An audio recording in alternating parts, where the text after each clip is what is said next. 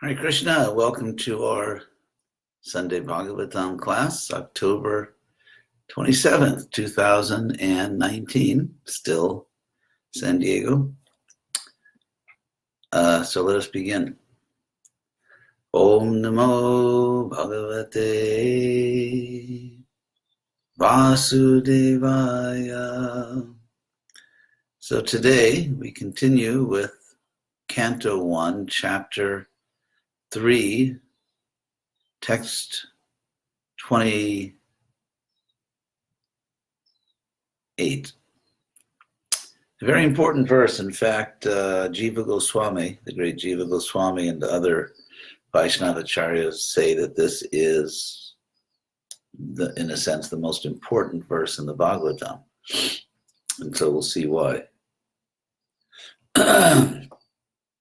So the verse is Ete Changsa Kala Pungsaha Krishnastu Bhagavan Swayam Indrari Vyakulam Lokam Hridayanti Yuge Yuge.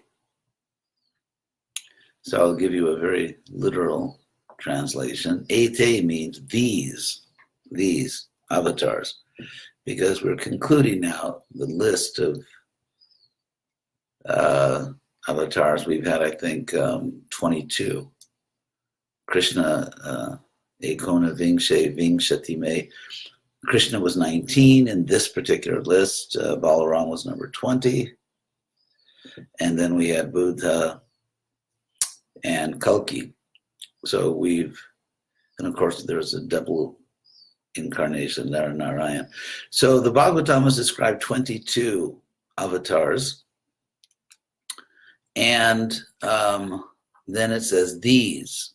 Actually, it says and these, Etecha. And these 20 avatars are Angsha Kala. The Angsha means parts. And Angsha can be it can be a plenary part or a plenary expansion of the Lord, or it can be a jiva soul. As Krishna says in the Bhagavad Gita, that jiva bhuta sanatana maiva, how does Krishna say it? Mamaivangsa jiva loke. Jiva bhuta sanatana. These eternal living beings are a part of me alone. Mamaiva angsha jiva loke. So we are what is called the vibhinangshas, the separated or jiva souls, and then there are the plenary parts of Krishna. Still, here it says, and these are angshas and kalas. Kala means also a part, so usually it's translated, Prabhupada says portions and portions of the portions. Prabhupada translates angsha, plenary portion, although some of the avatars in the list are not plenary portions, such as Narada Muni or Nara in Narayan, Buddha, and so on. So these are expansions or parts of the Lord and parts of parts or secondary expansions. Pungsaha is very interesting. Pungsaha, which Prabhupada translates as of the Supreme, literally means of the person. And of course it can mean of the Lord, as Prabhupada translates with the Supreme, but literally of the person. And these are expansions, primary and secondary expansions of the person.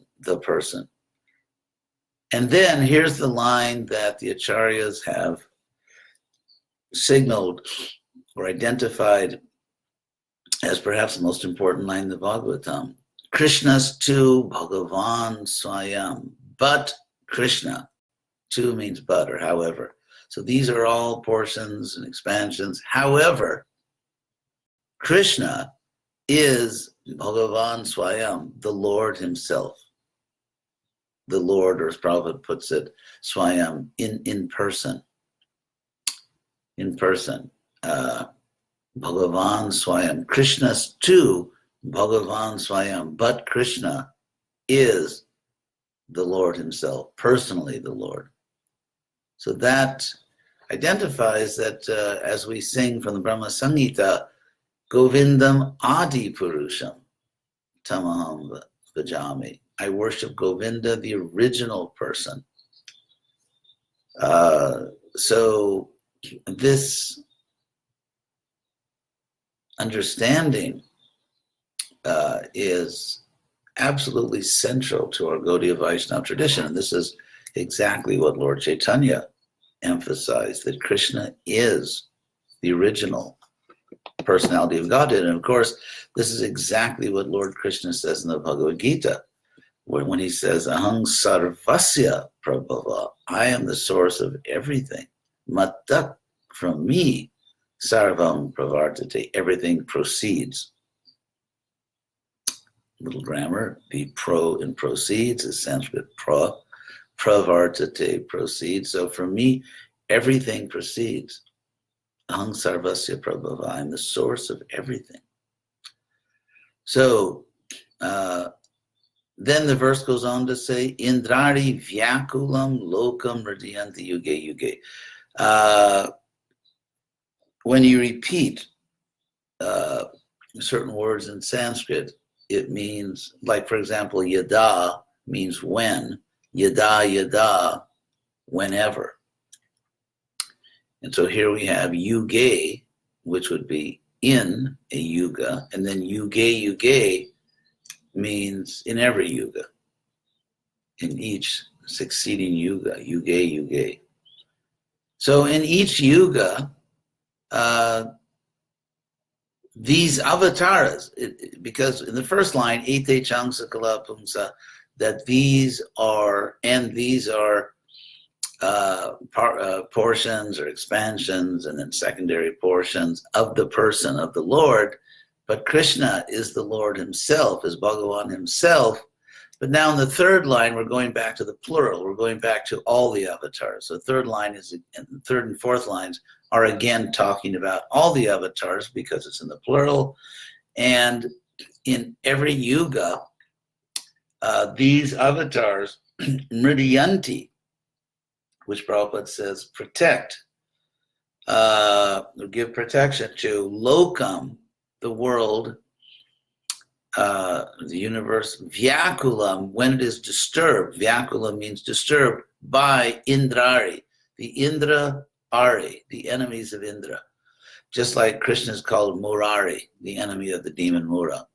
So Ari, Indra Ari, Indrari means the enemies of Indra. Those who would disturb the universe, those who rebel against or fight against the universal order of dharma, justice, and peace, and those who fight against it, rebel against it, they're called Indrari.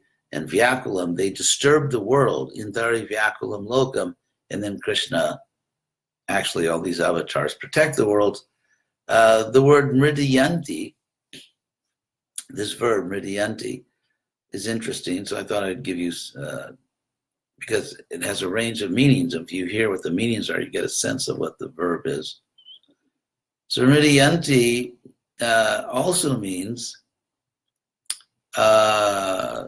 to give grace to be favorable, to pardon, to save, to treat kindly, to make happy, to give pleasure to delight. So it's a very beautiful word here that these avatars show kindness to the world when it's disturbed by the enemies of Indra. It brings joy to the world, like in that song, Joy to the World. These avatars show grace and favor to and protect the universe, the world, when it's disturbed by the demonic. So that is text 28. Then the next verse, 29, says, Janma guhyam bhagavato yaetat prayato naraha sayam pratar grinan bhaktya dukkha gramat vimuchate. That one who Where did the verb go here? Grinan. So those who night and day, Sayam Pratar, those who night and day with devotion, bhaktya, are reciting this mysterious birth, this janma, of course, is birth, and guhyam, confidential or secret or mysterious. So one who, or those who, actually it says one who, it's singular, one who night and day is reciting this mysterious in the sense that you can't understand it if you're a materialist. You can't just, apply mundane science to it. Mundane science, of course, which requires you to control things, to study them. And you can't control Krishna and his birth, so forget that process. So if somehow or other, by hearing from authorities about something much greater than you, because that's how you hear about something much greater than you, beyond your powers, you have to hear about it from someone who is greater than you. Just like in a university or any school, starting with the elementary school, supposedly, theoretically, the teacher knows more than the student, and that's how the student learns, by hearing from someone who knows more. So one who is reciting in this authorized way the mysterious birth of the Lord, and one who does so in a disciplined, careful way, prayataha. Prayataha, I won't go into all the grammar of that word, but it means in a disciplined, serious way. So a person that does that night and day, Sayam Pratar, with devotion, dukkha gramat, from all suffering, vimuchyate, is liberated. Janmaguyam bhagavato ya etat prayato naraha sayam pratar granan bhaktya dukkha gramat vimuchyate. So Prabhupada's translation is, whoever carefully recites the mysterious appearance of the Lord with devotion in the morning and in the evening gets relief from all miseries of life. And I'll read Prabhupada's purport. In the Bhagavad Gita, the personality of Godhead has declared that anyone who knows the principles of the transcendental birth and activity's of the Lord will go back to Godhead. Janma, and Prabhupada is of course referring to the verse in chapter 4, Janma karma cha me divyam evam joveti tattvataha tyaktva deham, giving up your body, punar janma naiti mameti sarjana. So anyone who knows the principles of the transcendental birth and activities of the Lord will go back to Godhead after being relieved from this material tabernacle. So simply knowing factually the mysterious way of the Lord's incarnation in this material world can liberate one from material bondage. And of course, knowing the Lord's incarnation, the Prabhupada says the mysterious way of the Lord's incarnation also means knowing that Krishna is the origin of all these avatars. Therefore, the birth and activities of the Lord are manifested by him for the welfare of the people in general, as manifested by him for the welfare of the people of the world, are not ordinary. They are mysterious, and only one who carefully tries to go deep into the matter by spiritual devotion can enter into the mystery and thus be relieved of all miseries of life. In other words, one gets liberation from material bondage. It is therefore advised that one who simply recites with sincerity and devotion this chapter of the Bhagavatam, describing the Lord's appearance in different incarnations, can have insight into the birth and activities of the Lord. The very word vimukti, or liberation, actually in the verse we have the verb from that same word, vimuchyate, which means is liberated. And here, Prabhupada says the very word vimukti, liberation, indicates the Lord, that the Lord's birth and activities are all transcendental, Otherwise, simply by reciting them, one could not attain liberation. You can't just, recite a mundane book and be liberated. These appearances, birth and activities, are therefore mysterious, and those who do not follow the prescribed regulations of devotional service are not entitled to enter into the mysteries of his births and activities.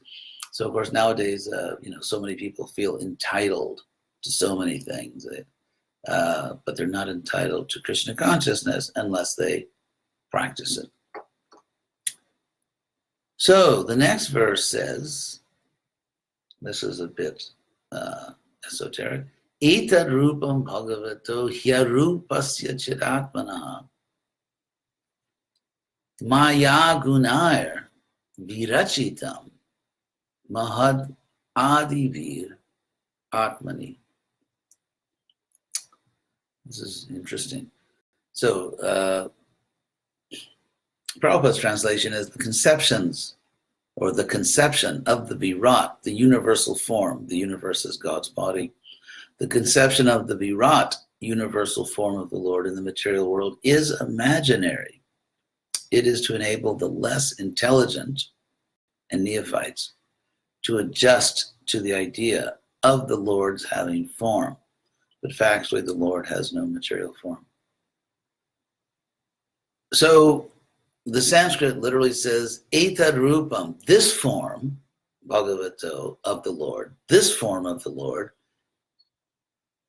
Hyarupasya, this form of the Lord, who indeed has no form.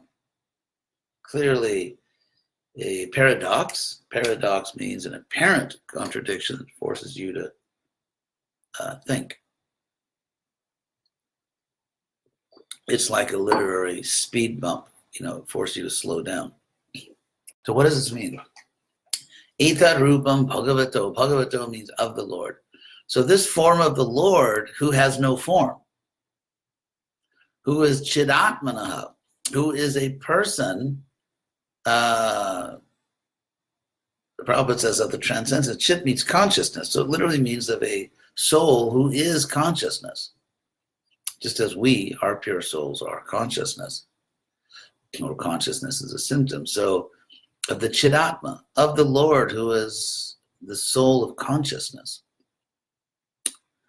Maya gunair virachitam. So etad rupam, this form of the Lord who has no form, because he's simply the consciousness soul. This form is virachitam, made of, fabricated of, manufactured or built of, virachitam. Maya gunair, it's built with the modes of Maya, the gunas of Maya, illusion, illusory qualities, namely material goodness, passion, and ignorance. These are called Maya guna here, illusory qualities, because they're not the true qualities of the soul or the supreme soul God. So this form, so there's a form of the Lord who has no form. There's a form of the formless Lord who has no material form. Of course, I should mention it has no material form, which is built of the qualities of Maya. Mahadadivir, and these qualities of Maya are in the Mahatattva, etc. So this whole big box of materials, this huge warehouse of materials called the Mahatattva. It's like the supreme warehouse, the supreme storage facility, you could say. All these gunas and all these material elements. So the Virat form of the Lord is built of all those materials, and it's imaginary because the Lord has no material form, and all this exists within Krishna. As we know, Mahavishnu, all the material elements are stored within Mahavishnu, so that's all in the self. So this verse is a bit, so an example is going to be given. And the reason an example is being given in the next verse is because the Bhagavatam understands that this is a bit subtle and complex. So having given this information about the universal form, which is imaginary, in other words, you imagine the universe as the body of God, basically. But the real body of God is spiritual. It's not made of any material elements. So an example is given here. An example to help you understand it. Yatha nabasi megao ko Renurva partivo nile evam drashtari drishyatvam aropitam abudhibi. Very interesting. So yatha, just as, introducing a metaphor or an analogy, just as. Navasi, in space. Navas can mean the sky. It's translated here by Prabhupada in the sky or space, because the sky is space. And you have to understand here that in this Bhagavatam understanding, the sky does not mean air. It's not the atmosphere. We know that the sky is filled with air. Unfortunately, on Earth, it's oxygen and we can breathe it. And of course, the higher you go, or technically the farther you go from the Earth, the higher you go in the Earth's atmosphere, the thinner the air gets. So that, for example, La Paz, Bolivia, which is very high, I don't know, roughly 10,000 feet above sea level. Actually, I'll tell you exactly what the altitude is. It's 12,000 feet, which would be about 4,000 meters. So people, it's funny because the airport is above the city, which is amazing. So in the La Paz, Bolivia airport, they have facilities for people that can't breathe. So if you fly into La Paz and you can't breathe because the airport's maybe 13 or 14,000 feet up, then they come in with an oxygen kit because some people can't breathe. In fact, there was a joke saying that that Bolivia has the best soccer team in the world as long as they play in La Paz, because no one else can breathe there. So anyway, so the higher you go, the thinner the air becomes, and then ultimately you go beyond the Earth's atmosphere. You are in space where you absolutely cannot breathe because there's no oxygen, there's no air. So we're talking about space itself, not air. Not air, not the air we breathe, but just space. You have to understand that. And by the way, Krishna uses the same example in chapter 9 of the Gita. So, yata navasi, just as in space or in the sky, mega oga, there is a mega oga, there's a mass of clouds. Just as there's a mass of clouds in the sky, or va means, or another analogy is, Renurva partivo anile, or in air, anila means air, there are earthly particles.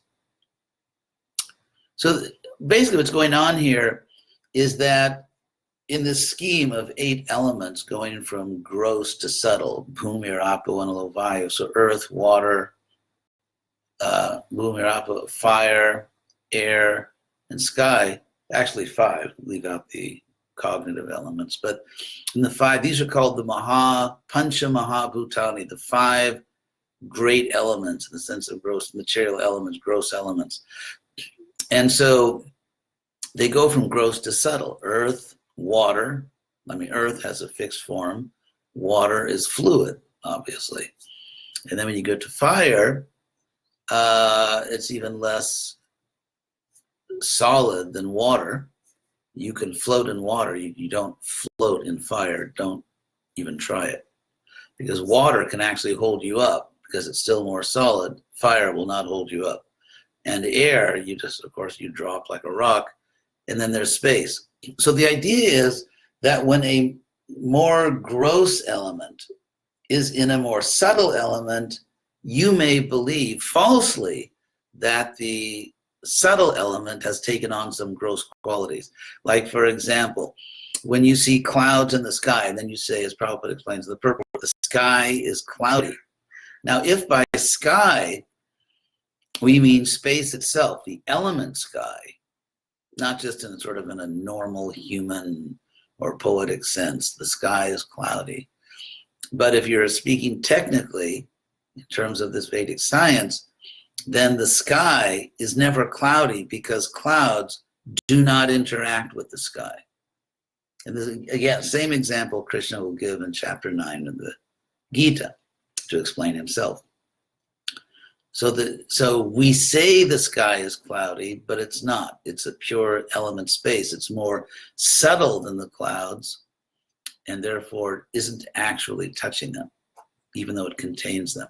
Prabhupada in the purport says, less intelligent person say the sky is cloudy or the air is dirty. The next example is Parthiva,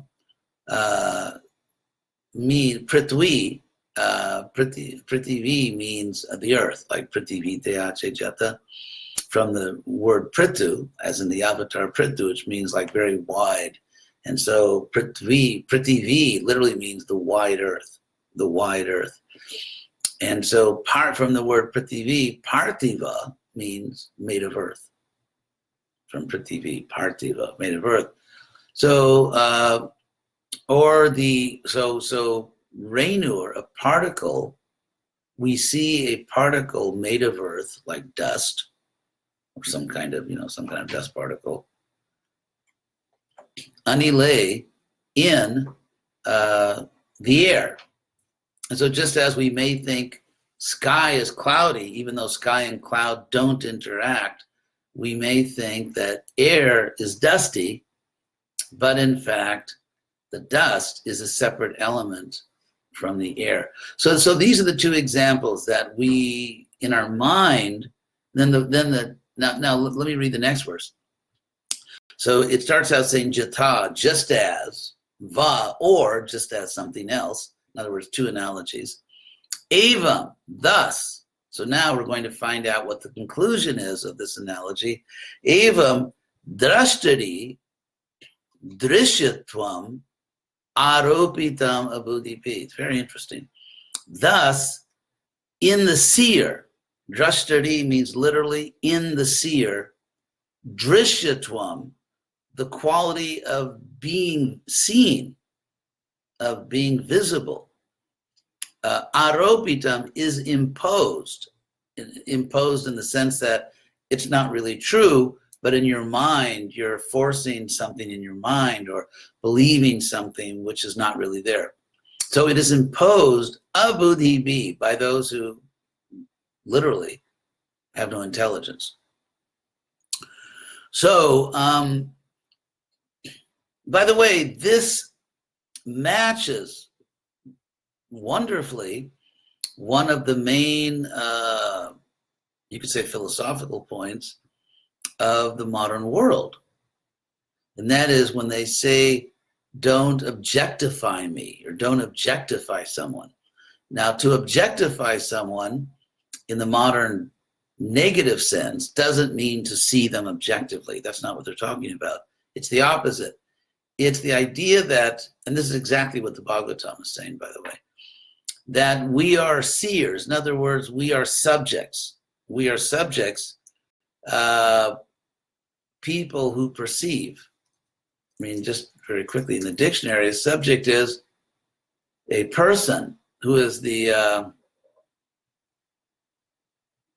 actually it's a poor definition, which doesn't surprise me, since it is it's the Apple Dictionary, which is pretty terrible. Okay, wait, no, actually they got it right. Here's in philosophy, to be a subject is to be a thinking or feeling entity, to be a conscious entity, especially as opposed to anything external to the mind. So let's say someone, well, they don't really see you, but they think they see you because they see your body. Now, actually, you are not the body. In other words, you are not the object of their consciousness. You are the seat of, the center of your own consciousness. Therefore, you are a subject because you are conscious. You're not ultimately the object of someone else's consciousness. I mean, think of lust. someone sees someone else and lusts after them. And so actually they lust after that body. That means they don't understand that you are not the body. You are the person in the body who is just as conscious as that other person. And so they're seeing you as an object when in fact you're a subject. And that's exactly what the Bhagavatam is talking about. Evam, thus, drashtari in the seer, which is just the Bhagavatam's way of saying the subject, the conscious person. In the seer, those who have no intelligence impose a status or a state of being that which is seen. So you are not ultimately that which is seen in the material world. You are the seer. Now, of course, people, when they identify their bodies, they objectify themselves in that sense. For example, someone dresses up or puts on makeup and tries to make themselves sexy, which is, in other words, trying to animalize themselves. So, in other words, someone wants to be an object. I want to be an object. Well, not I. Someone wants to be the object of another person's consciousness. That's kind of a stupid thing to do in the material sense. The idea is you are consciousness. You are a conscious being. You should be expanding, developing your consciousness. Instead, you want, out of pure vanity, out of just stupid vanity, a person wants to become a physical object. That is very unintelligent. If you are an eternal conscious being, part of God, and yet you want to transform yourself into a physical object, a dying physical object. So on goes the makeup or dressing like this and dressing like that, and very selectively exposing certain parts of the body. Men and women, they each have their way of being stupid. Stupidity is certainly not unique to one gender. It is equally shared by both genders. They have equal capacity to be idiots. And therefore, in Sanskrit, the word for sexuality or sexual attraction is maitunya, from the word mita, which literally means mutuality, mutual. So there's no use wasting time, Is it the women? Is it the woman, the seductress? Is it the man, the seducer? Who's really behind all this degradation? Well, the Bhagavatam explains it very clearly. It's mutual. It's equal, shared stupidity of people who are eternal souls trying to transform themselves into dying physical objects just to satisfy an extremely misguided sense of vanity. So getting back to the list of avatars, if we think, here's what the Bhagavatam is telling us in this specific, it's telling us a lot about ourselves, but also in the context of avatars, the Bhagavatam is telling us that if we think the universal form is actually Krishna or God, or if we think in general that Krishna has a material body when he comes to the world, then we are falling into this fundamental category mistake. Krishna is the supreme seer. Krishna he sees everything. And if we impose in our mind, you can't impose really, but in your own mind, you have the power to bewilder yourself, not to change reality. If we impose upon Krishna, the omniscient seer, the quality of being seen, in other words, if we in our mind impose upon God a material body, thinking that God has a material body, then of course we've made a huge mistake. And this is done by who? By those who have no intelligence. Buddhi. Buddhi means intelligence, reason, rational capacity. And those who just ain't got it, those who just don't have that ability to reason properly, they're called abuddhi. So having given all the avatars and explained that Krishna is the origin of all the avatars, God himself, the Lord himself, now material forms of God are explained to be imaginary. That's not really the body of God. So I will stop here for today. I'm just going to quickly check the Facebook page here and see if there are any questions. Let's see. Thank you for all your greetings.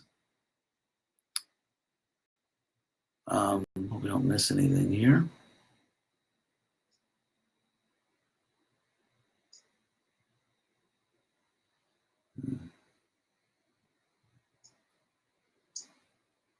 Someone wants us to put these classes into Spanish, which would be nice if someone wants to volunteer to do that. Let's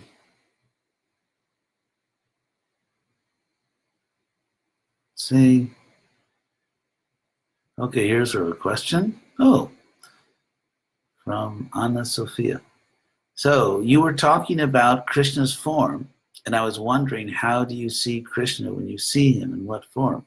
Well, those of us who are in the Hare Krishna movement, we always want to see Krishna as Krishna. I admit that personally, I am really focused on Krishna. That's the form of Krishna that I always want to see and remember.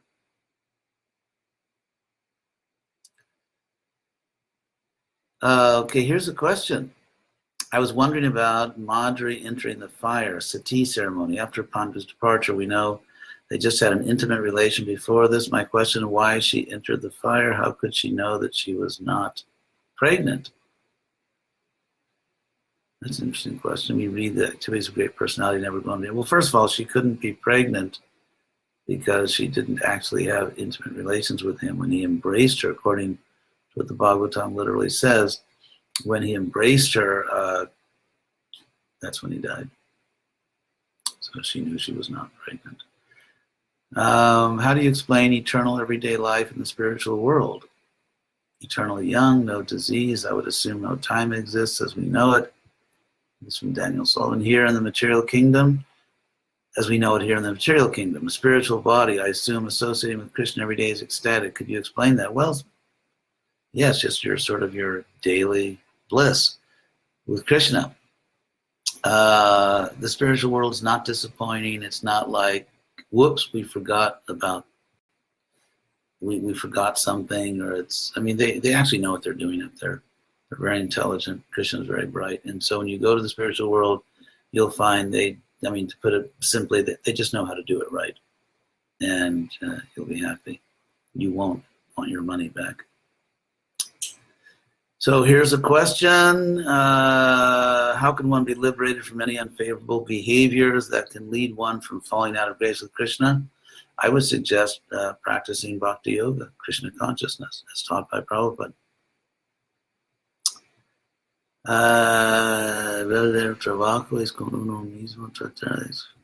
So is it that the real work we have to do is with ourselves? Yes, but I've discovered very early in my spiritual life, like after I'd been in the temple about a week, that the more I tried to help others, the more Krishna was helping me.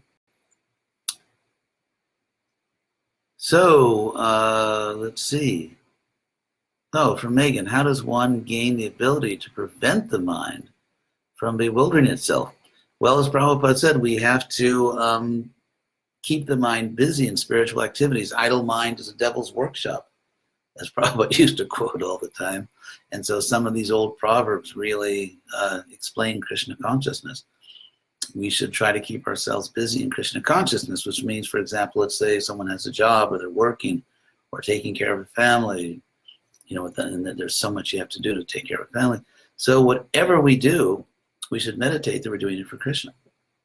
And somehow or other we have to it's not that we have to give up our normal life, assuming we just have normal duties, but we have to bring Krishna into the life.